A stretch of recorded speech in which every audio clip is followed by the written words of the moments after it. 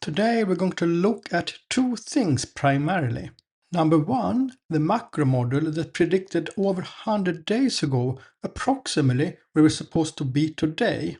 And we will follow up on dumb money versus smart money and how dumb money are using sloping lines so often. I did a video about this some time ago where I talked about the misunderstood trend lines versus support and resistance lines. And now we have an outcome of what I talked about in that video some weeks ago. Welcome everyone to Cryptometrics. My name is Patrick, and as I said, today we're going to talk about macro and some short-term smart money versus dumb money things. Before we jump into the data, no financial advice in this video, nothing here is intended as financial advice, it's just me sharing my own thoughts and ideas. If we start with the prediction model, I did a video here. You can even see in the thumbnail that there was some prediction model in here, and you can also see that right then it looked like the model was breaking, and I did it on that day on purpose because there's nothing difficult about doing models or showing lines when we are already been following them for an entire bear market or an entire bull market. Then it's easy. And in the comments right away, I of course got the comment, Patrick, the model is already broken. But is it really, if we look at where we are now? This was published February 18 here on YouTube. If you're a Patreon member, you got it much earlier. I think my first time I showed this model was here because we had 50 days into from the top when I published it first time on Patreon and then here on YouTube, and we were down here and it perhaps looked like the model were broken. However, if it was not broken, what it basically saying is that in corrections and bear markets, we're following something called the inverse of Euler's exponential. We can, for example, see here in 2018, we're following it for about 400 days until we hit the bottom and we started a new bull run. 2022 didn't want to reverse. Here we also followed this for about 400 days. And the days here that you see are the days from the top. So I do not care about which month we are in. I'm counting from when we hit the top here. And from last time when we were down here, as you can see, we have been going back to this line and now we're slightly above the line. And that's the entire idea, that we are supposed to go above and below this line and keep doing like this. However, this time around, I'm quite open to that we may not do this for the full 400 days as previously. But I will come back with that in more videos. Another question you might ask is, how is this correction of bear market compared to the previous ones? We now have almost 200 days of data. Can we say anything about it? As you see, the prediction for the 400 day here is much higher compared to previous bear market. Here all of the 2022 and 2018 in orange and 2018 in green and 2022 in orange, and now 2026 in yellow. They all have been moved up, so they all start 126 as this bear market, and then they are falling, relatively speaking, the same amount. So the 2018 bear market would have taken us down to like 22k or something like that, and 2022 would have taken us down to 30, I think it was. And you can see how the prediction models are not that far off with the predictions line. It's not spot on, 20% off, but it's probably a lot better than just anything else I have seen. But you can see now that the prediction is quite much higher for this bear market. It's around 60k. Then of course, if we will follow it all the way, we would be below that because we go around this line. Now, we cannot say anything statistically about the future because we cannot promise or be sure that the model will keep working for 400 days again, but we can say something about the 200 days that have passed, because we can do a statistical test to say, is this yellow line statistically separated from the orange or green here? Or could it be just a coincidence that one so far, if we just measure to here, to 200 days? Is this area similar or are they not similar? If you do that statistical test, you will find with a very high degree of likelihood the probability of the current bear to be similar to the other one is very low. It's just a few percent. So we're way above 95% sure that this bear market or correction is not the same as any of the previous one. That we can say statistically now based on the 200 days into the market, into the correction that we are.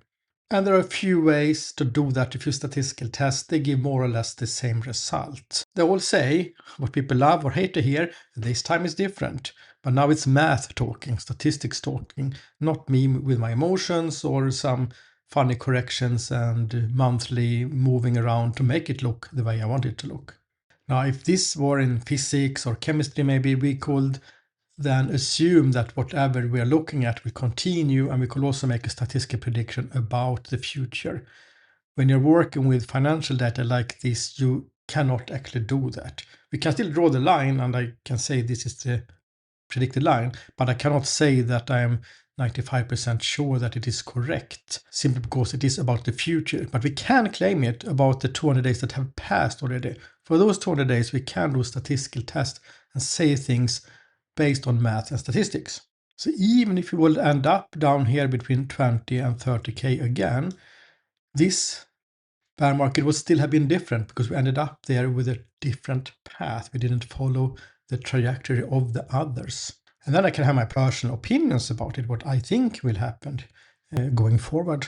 Just as I did when we were on day 50 on the first time I showed this, and I said I think this will hold but not the full 400 days. And I've said the same thing a few times every time I show this model. And then we're separating what we can claim with math and what I am just betting on, so to say.